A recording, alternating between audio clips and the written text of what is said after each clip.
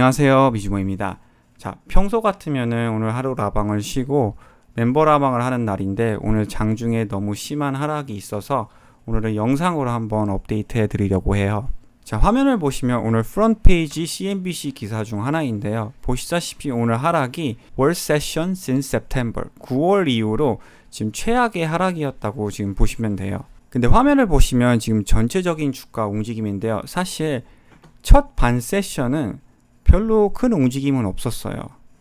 어느 정도 주가가 약간 상승해주면서 마무리할 것 같이 움직이다가 갑자기 이제 동구 시간으로 2시 반쯤부터 큰 셀링이 일어나면서 어떻게 보면 지금 오늘 하루는 패닉셀이 일어나면서 마무리했다고 볼 수가 있죠. 자, 이 셀링에 대한 여러 가지 의견이 지금 있긴 한데요. 제 개인적인 의견은 그냥 알고리즘 셀이에요. 장 중반부터 조금씩 이제 셀링이 일어나기 시작하다가 이 부분에서 조금씩 이제 큰 거래량으로 하락하기 시작했기 때문에 특히 이제 주가가 굉장히 최근에 많이 상승했으니까 스탑로스를 타이트하게 잡으신 분들 같은 경우는 그런 주식들이 다 매도가 되고, 그리고 알고리즘이 크게 계산하는 것 중 하나가 있는데 그게 단시간의 변동성이에요. 그러니까 제일 이제 셀링을 많이 일어나게 하는 요소 중 하나인데 이렇게 단시간에 갑자기 빅스가 많이 상승하면서 변동성 있게 주가가 하락하기 시작하면은 그거를 이제 안 좋은 사인으로 보고 자동적으로 이제 주식을 매도하기 시작해요. 그러한 현상이 저는 일어나지 않았나 생각이 됩니다.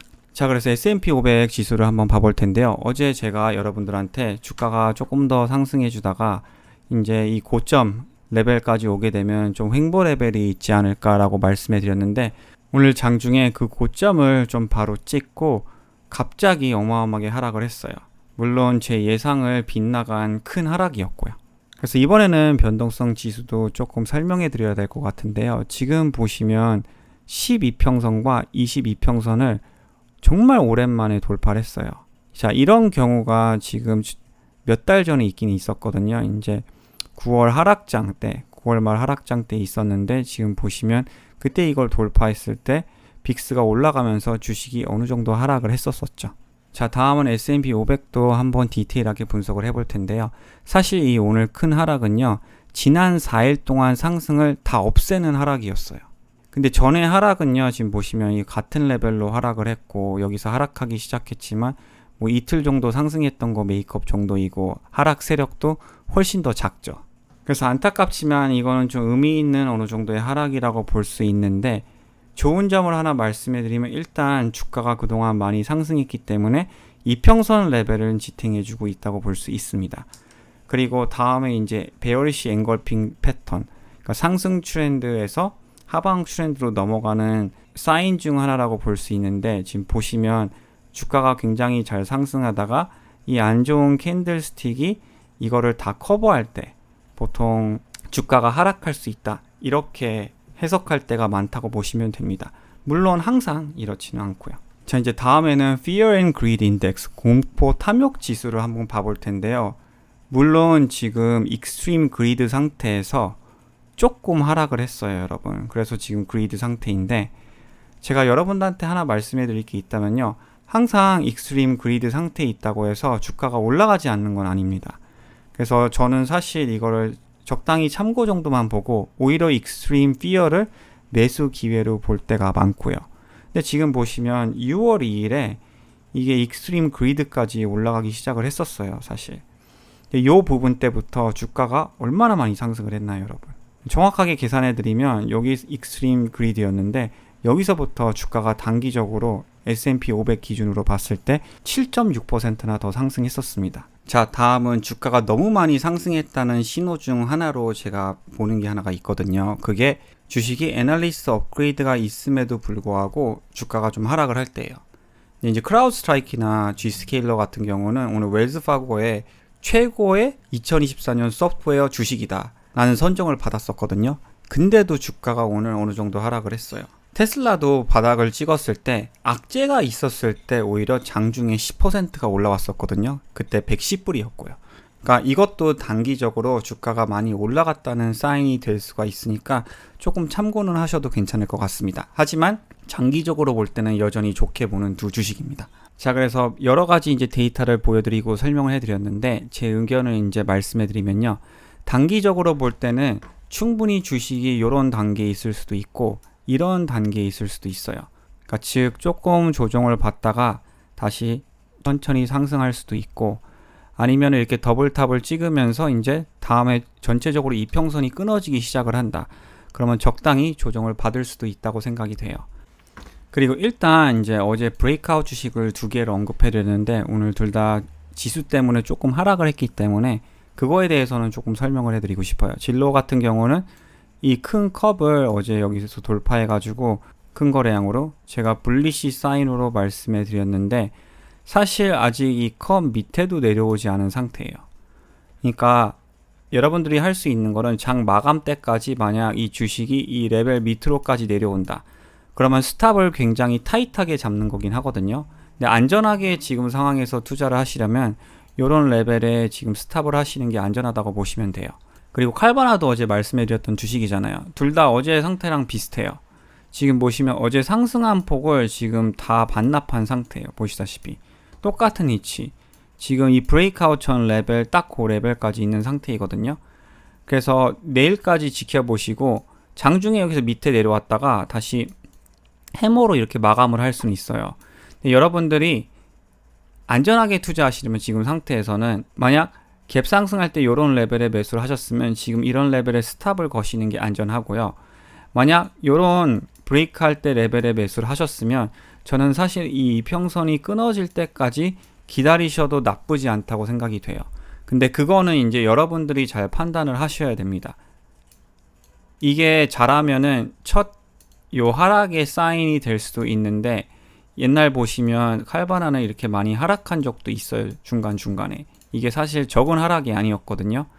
근데도 다시 상승해 줬기 때문에 사실 이 하락 하나 갖고는 판단하긴 어렵고, 여러분들 리스크, 리워드, 털러런스 레벨에 따라서 제 의견이 조금 달라질 것 같습니다. 그래서 진로도 조금 마찬가지인 게, 여러분 예를 들어서 여러분들이 이런 박스권 레벨을 돌파할 때 이런 근처에서 매수했다고 생각을 하세요. 근데 지금 보시면 이 흐름 이평선 레벨이 계속 지탱을 해주고 있죠. 자, 진로도 보시면 여기서 하락하기 시작을 할 때 중간중간에 이런 하락이 좀 있었죠. 근데도 결국 더 상승을 했고요. 근데 확실히 이 이평선이 다 끊어지면서 이제 저점 고점이 내려오기 시작을 했을 때 주가가 하락하기 시작을 했고요. 똑같은 위치예요. 굉장히 초기 단계예요. 그래서 진로가 사실은 여기서 하락하더라도 이런 이평선을 찍고 22평선도 나중에 지탱해 주면서 조금 더 이 근처에서 충분히 움직일 수는 있다고 생각이 돼요. 그래서 이런 면이 주식이 정말 정답이었고 애매한 상태예요. 어떤 사람들은 리스크를 굉장히 낮게 잡고 투자하시는 경우도 있고, 어떤 사람들은 조금 리스크를 조금 더 테이크온 하시고 조금 더 중장기적으로 지켜보시는 분들이 있거든요.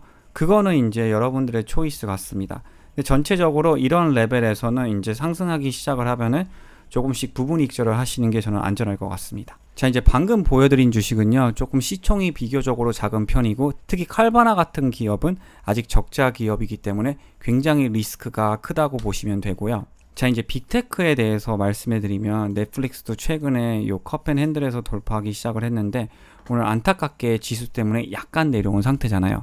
이런 주식은 특히 장기적으로 볼 때는 별로 걱정 안 하셔도 돼요. 왜냐하면 내년 실적이 워낙 지금 좋을 걸로 예상하고 있고, 최근에 다시 구독자도 늘어나고 있고 업그레이드도 받고 있어서 지수 대비 힘도 받고 있고요. 여러 가지 좋은 면이 있어요. 그러니까 이런 주식은 칼바나 같이 단기적으로 갑자기 어마어마하게 상승할 수는 없지만 그래도 꾸준히 천천히 내년에 올라갈 만한 기업이라고 생각은 들어요. 여러분들도 아시다시피 아마존도 저는 괜찮게 보고 있고, 오늘 아무리 하락했어도 아직까지 이평선은 지금 잘 유지가 되고 있거든요. 그리고 오늘 구글 같은 경우는 지금 내려가는 저항선까지 돌파한 상태예요. 안타깝게도 이제 지수가 하락해서 조금 덜 올라갔다고 볼 수 있고요. 자, 그래서 펀더멘털도 조금 궁금하실 분이 있을 것 같아서 말씀해드리면요. 넷플릭스도 내년에 EPS 성장률 30%, 아마존도 내년에 EPS 성장률 42%, 구글도 내년에 EPS 성장률 17% 다 예상하고 있고요. 거기다가 지금 2021년 고점, 주가가 그때 고점이었죠, 다. 그때 EPS 대비 지금 내년에 예상하는 EPS를 보시면은 다 꽤 높아요. 여러분, 내년에 금리가 어느 정도 이제 내려올 걸로 예상하고 있잖아요. 근데 좋은 전망까지 지금 있는 상태인데 굳이 장기적으로 볼 때 주식이 내려갈 만한 이유가 이제는 없다고 생각이 되는 거죠. 그리고 이제 빅테크랑 이제 진로 사이 정도에 있는 시총이 어느 정도 큰 성장주, 약간 데이터도 같은 주식이나 뭐 팀 같은 주식, 이런 주식을 봤을 때 저는 개인적으로 이제 이 바닥 베이싱을 이미 했고 이제 큰 컵을 조금씩 만들면서 올라갈 때가 됐다고 생각이 돼요.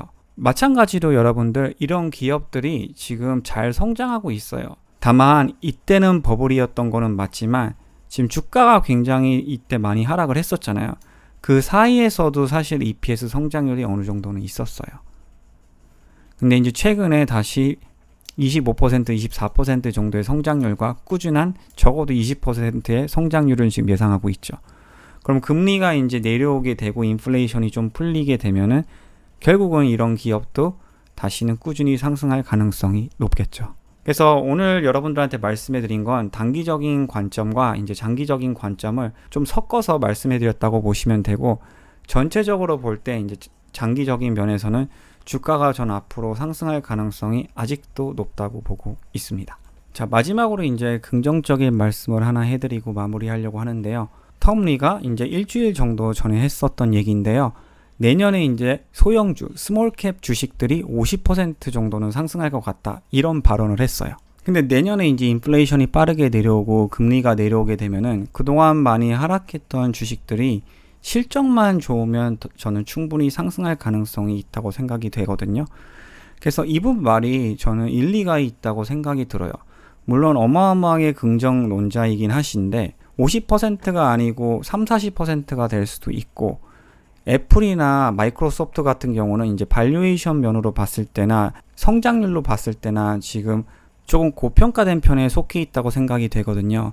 그래서 내년에 경기가 심각하지만 않고 인플레이션이 내려오면서 금리가 조금만 내려와 주면 이런 주식들의 희망이 있지 않나, 저도 그렇게 생각이 됩니다. 자, 오늘 영상은 여기까지 하도록 하겠습니다. 참고로 이 주식시장은 어느 한 이벤트 때문에 흐름이 확 변할 때도 있잖아요. 그럴 수도 있기 때문에 저는 시장 업데이트를 거의 라방을 통해서 매일매일 해드린다고 보시면 돼요. 그래서 혹시 근심되는 면이나 궁금한 점이 있으시다면 제 라방에 오셔서 가끔씩 시장 업데이트를 들으시는 것도 좋을 것 같습니다. 자, 오늘도 시청해 주셔서 대단히 감사드립니다.